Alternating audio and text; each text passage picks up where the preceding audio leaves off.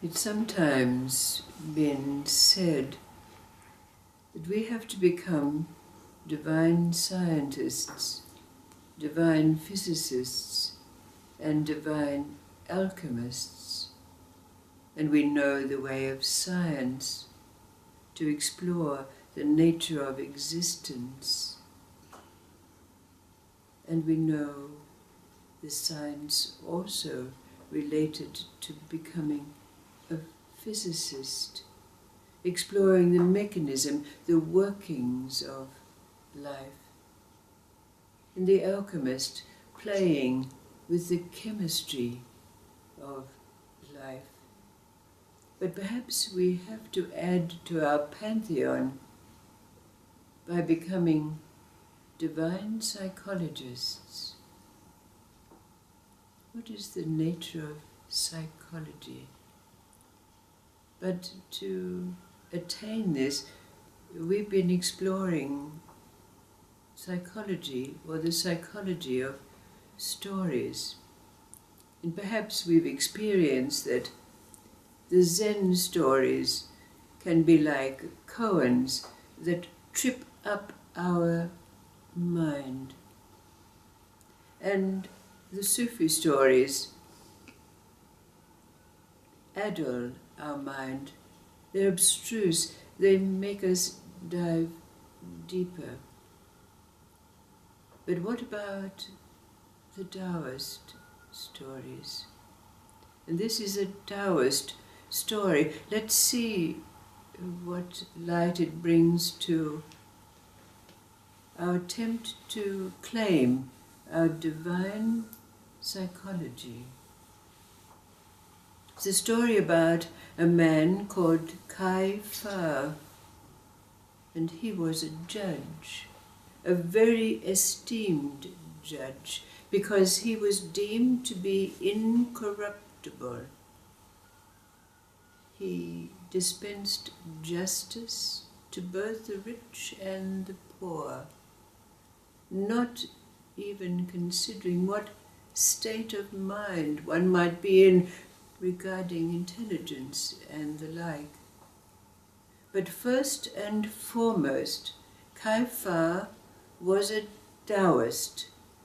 He had studied the ways of the Tao until he'd attained such a state of awareness that not only did he in the daytime dispense justice on the earthly plane, but at night time he went to the underworld and dispensed justice there. Now it so happened that there was a man who was brought to his court who had, out of season and against the law, killed a deer. So when he came up before Kai Fa said to him, "I can dispense justice to you now by ordering that you have 50 lashes of the whip. Or you can choose to seek justice in the underworld." Now, the man thought to himself, and he chuckled inside himself a little, because he thought to himself, "Oh, the underworld, that's only where justice is given out to the dead. I'll choose that." So he said to Kai Fa, "I choose to have my justice dispensed in the underworld." And so Kai Fa said, "So be it." But this accused went out in the afternoon and was sitting in the coffee shop with his friends and laughing with them about how he'd fooled the judge by seeking justice in the underworld, because this was only dispensed to the dead.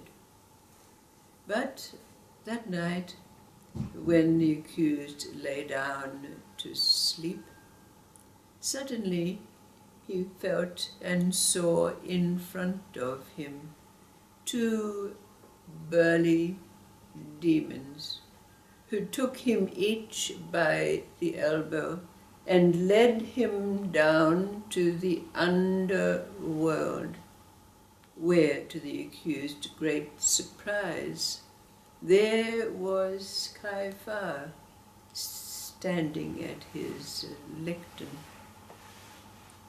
And Kaifa said to him, "You have chosen to seek your justice in the underworld, and what is dispensed to you, since you would not accept the 50 lashes which you would have been healed from in a very short time. I dispense to you the justice that your life will be cut short the same number of years that the deer would have lived." Now, the accused, when he woke up in the morning, was greatly afeared because of this.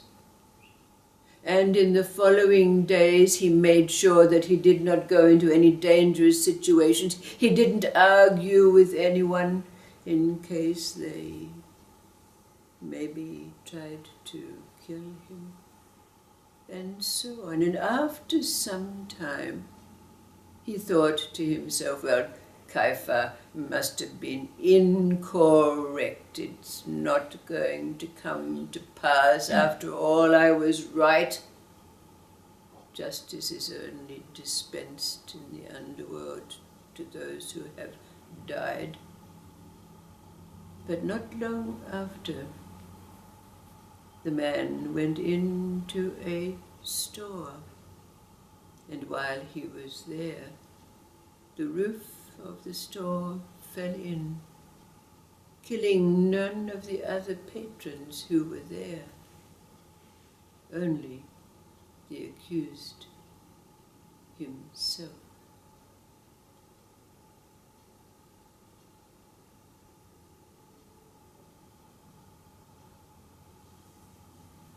The psychology of stories.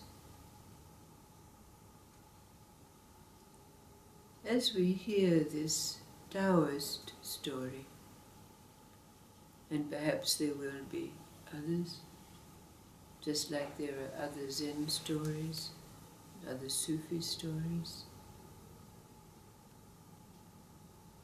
but looking at the ability that we attain not just to become divine scientists exploring the ways of life, divine physicists looking at the mechanics, the workings, the laws, the equations, and the chemistry, the alchemy of life. And now look to becoming or claiming the ability of being a divine psychologist. What does this story do for us with this intent? Divine psychology.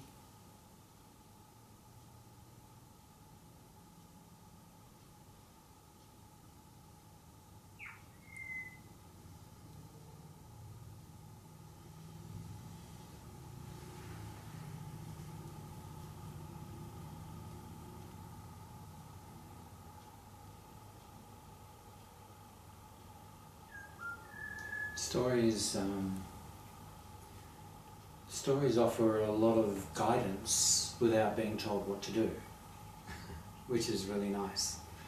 And if you get the story, then you can bring about change within yourself. Yeah. and so you can face yourself that way, Yes.